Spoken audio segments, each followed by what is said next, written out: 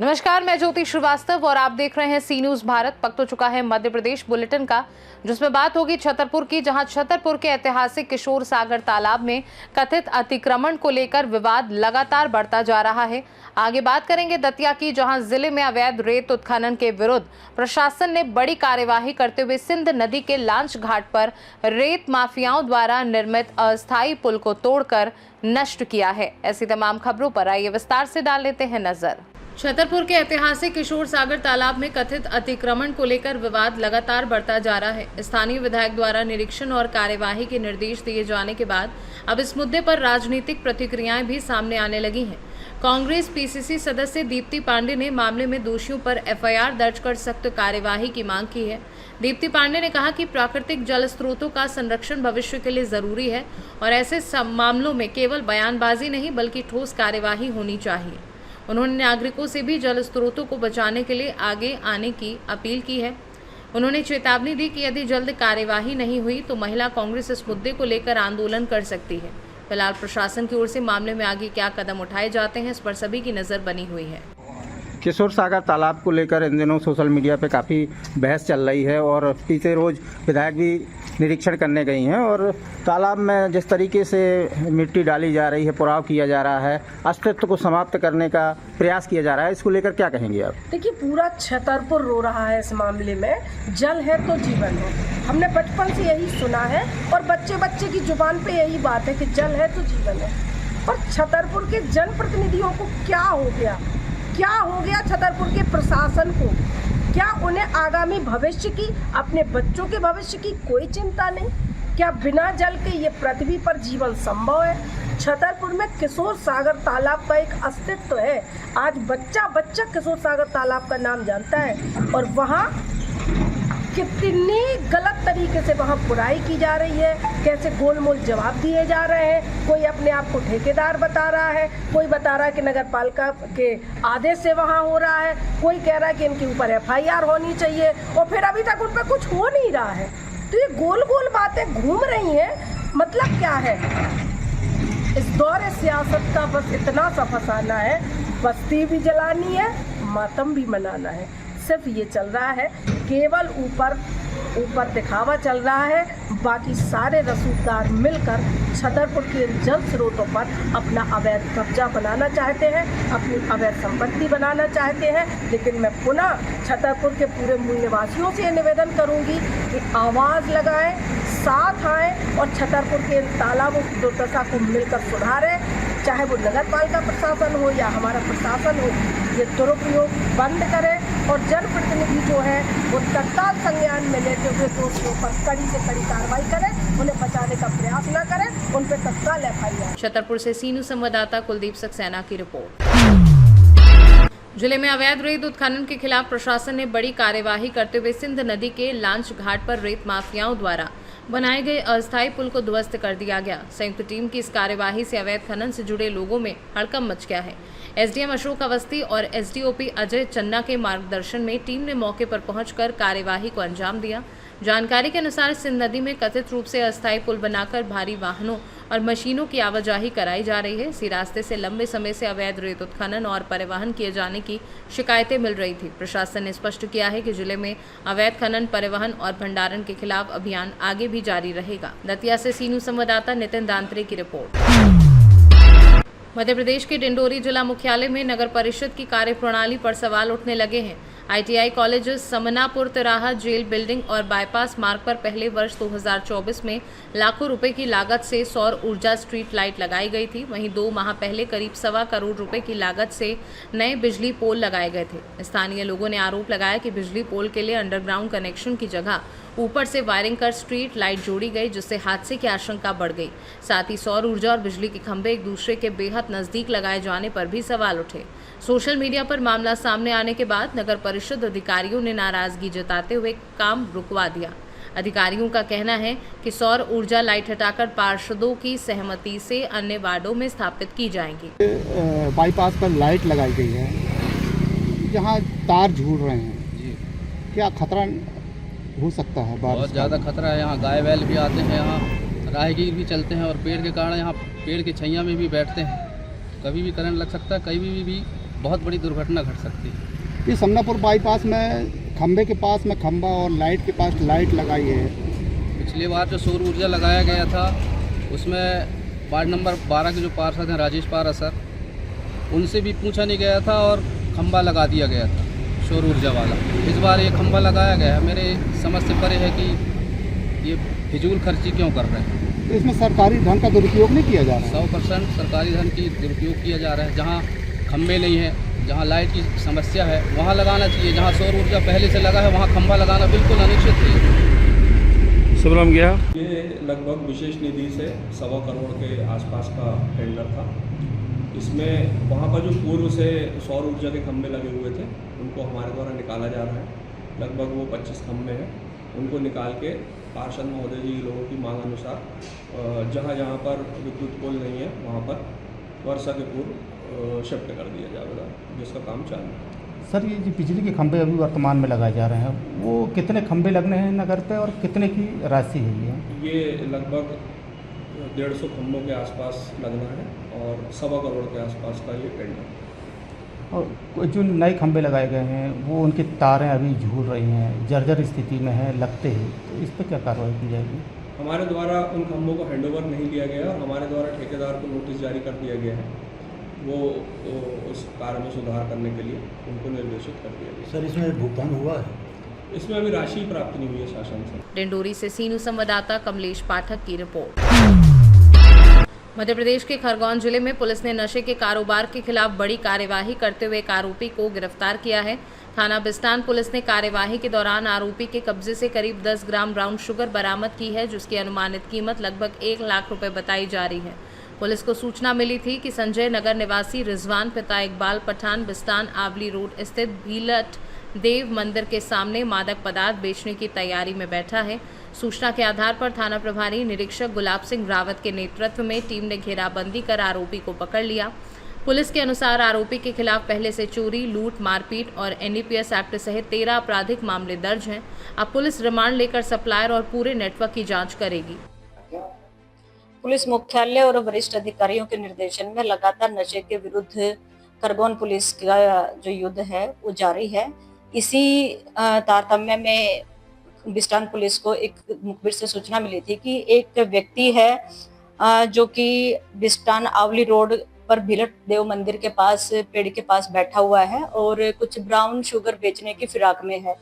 Police थाने पर जैसे ही सूचना मिली, थाना प्रभारी के द्वारा तुरंत वरिष्ठ अधिकारियों को अवगत करवाया गया और वरिष्ठ अधिकारियों के निर्देशन में टीमें गठित की गई और घटनास्थल पर रवाना किया गया।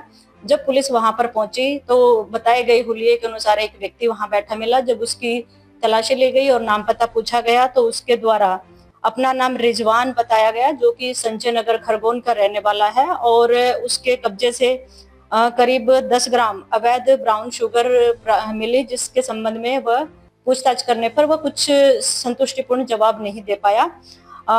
जब इसको गिरफ्तार किया गया और बिस्तान थाने पर अपराध 152/26 धारा 8/21 NDPS एक्ट में पंजीबद्ध किया गया। रिजवान के खिलाफ पूर्व में भी 13 अपराध पंजीबद्ध हैं, जिसमें से 2 अपराध NDPS एक्ट में ही पंजीबद्ध हैं और ये तीसरा अपराध NDPS एक्ट का था। और इसके अलावा इसके खिलाफ चोरी और लूट के भी 11 मामले और दर्ज हैं। ब्राउन शुगर का जो मामला है, पहला मामला सामने देखने को मिलता है। जी। जैसे टेलीविजन को इसके द्वारा खबर पहुंचाई गई थी रिजवान के द्वारा? नहीं, रिजवान के द्वारा खबर का तो नहीं कह सकते, खपत खेप। ओके, अभी इससे पूछताछ जारी है, इसका पुलिस रिमांड लिया जा रहा है। उसके बाद इसकी फॉरवर्ड और बैकवर्ड लिंकेज का भी पता किया जाएगा कि ये किससे खरीद कर लाया है और कहाँ बेचने वाला था और पूर्व में ये कहाँ कहाँ और बेचता रहा है। खरगोन से सीनू संवाददाता नीलेश महाजन की रिपोर्ट। सीहोर में अवैध कॉलोनियों के खिलाफ प्रशासन ने बड़ी कार्यवाही करते हुए 3 कॉलोनियों के निर्माण कार्य को ध्वस्त कर दिया है, जबकि 20 कॉलोनाइजरों को नोटिस जारी किए गए हैं।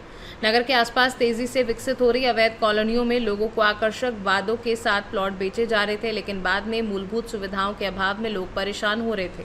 बिजली, पानी, सड़क और नाली जैसी सुविधाएं नहीं मिलने की शिकायतों के बाद प्रशासन और नगर पालिका की संयुक्त टीम हरकत में आई और कार्यवाही शुरू की। प्रशासन का कहना है कि बिना अनुमति कॉलोनी विकसित करने वालों को किसी भी स्थिति में बख्शा नहीं जाएगा।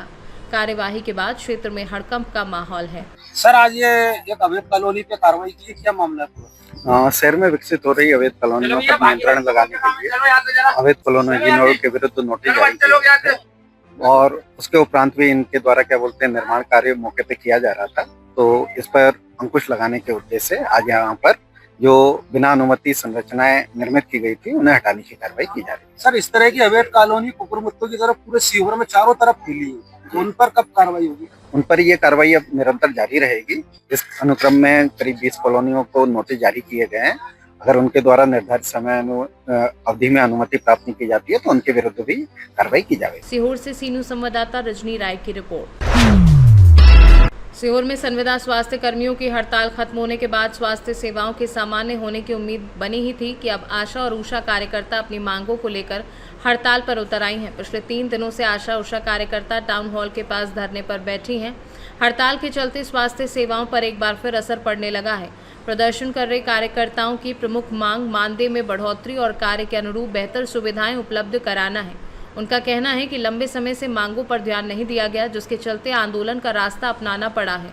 प्रशासन और स्वास्थ्य विभाग की ओर से फिलहाल बातचीत की कोशिशें जारी हैं। हड़ताल कर रही है जी, हम आशा उषा महिला संगठन के प्रदेश अध्यक्ष नर्मदा ठाकरे, हमारी निरंतर 20/5/2026 से अनिश्चितकालीन हड़ताल चल रही है। आशा उषा महिला संगठन के बैनर तले समस्त जिलों में, और 10 जून को हमने महा आंदोलन भी राजधानी भोपाल में किया, जबकि हम लोगों को वहां पे बुलाया गया डेलीगेशन के लिए, हमें समय मांगा गया, लेकिन आज दिनांक तक हमारी मांगे पूरी नहीं हुई है।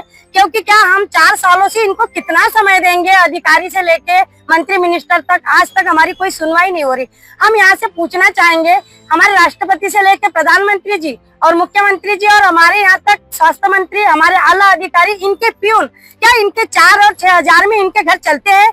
यदि अगर प्रधानमंत्री जी से लेके मुख्यमंत्री तक अगर इनके 4,000 में घर चलते होंगे, तो मैं भी अपने आशाओं के लिए ये इससे 40,000 तनख्वाह चाहिए। तो मेरी आशाओं को 4 और 6 हजार के लिए भी 4-4 महीने रुलाया जाता है, तो ऐसा अन्याय क्यों?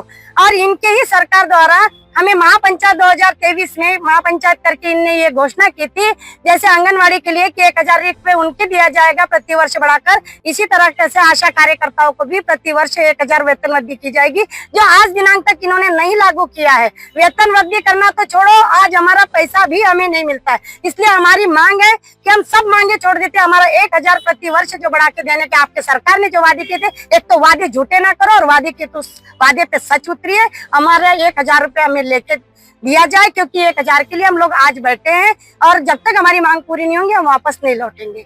हम आशा उषा महिला संगठन के प्रदेश अध्यक्ष नर्मदा ठाकरे। सीहोर से सीनू संवाददाता रजनी राय की रिपोर्ट।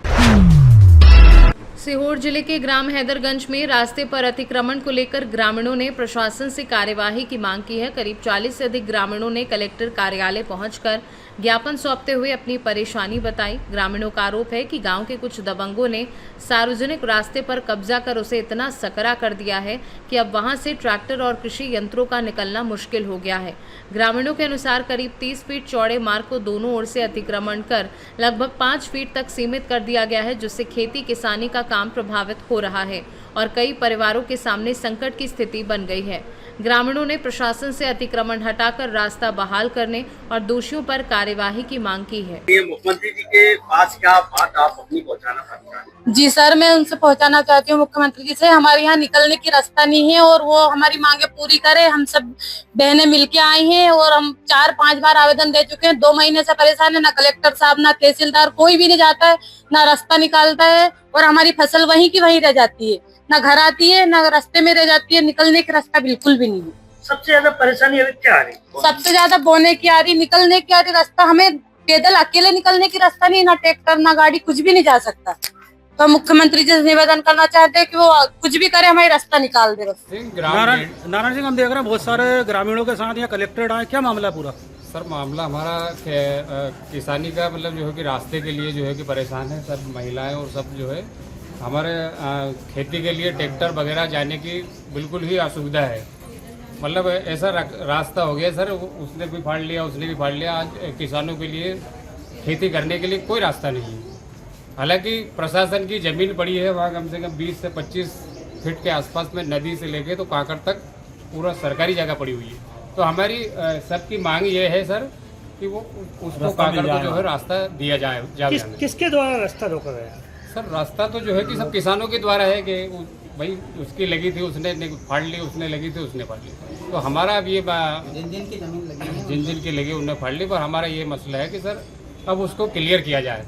किसी विशेष व्यक्ति के लिए शिकायत नहीं है? किसी विशेष व्यक्ति के लिए कोई शिकायत नहीं है सर, ये सामुदायिक शिकायत है और रास्ता सभी के लिए है सर, किसी एक पर्सन के लिए ऐसा नहीं है कि किसी को एक के लिए रास्ता है जी। तो आप पूरा परिवार आया है कि पूरा ग्रामीण क्षेत्र? पूरा ग्रामीण क्षेत्र है हमारा, जो भी किसान है जिनको समस्या सभी। सीहोर से सी न्यूज संवाददाता रजनी राय की रिपोर्ट।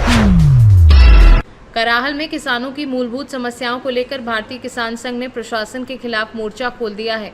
किसान संघ ने कलेक्टर के नाम एसडीएम कार्यालय में ज्ञापन सौंपकर खाद्य संकट, जर्जर विद्युत व्यवस्था और खेतों तक जाने वाले रास्तों पर कब्जे की शिकायत की।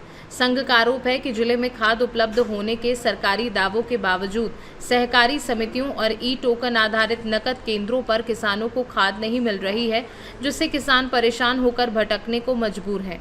इसके साथ ही कई क्षेत्रों में बिजली लाइनें और खंभे क्षतिग्रस्त पड़े हैं, लेकिन सुधार कार्य नहीं किया जा रहा है। किसान संघ ने चेतावनी दी है कि यदि जल्द व्यवस्था नहीं सुधरी तो खरीफ सीजन प्रभावित हो सकता है। किसानों ने प्रशासन से खाद की पर्याप्त उपलब्धता सुनिश्चित करने, विद्युत व्यवस्था सुधारने और अन्य समस्याओं के समाधान की मांग की है। श्योपुर से सी न्यूज संवाददाता राममिलन यादव की रिपोर्ट। मध्य प्रदेश बुलेटिन में फिलहाल के लिए इतना ही। देश दुनिया की बाकी खबरों को जानने के लिए आप देखते रहिए सी न्यूज भारत।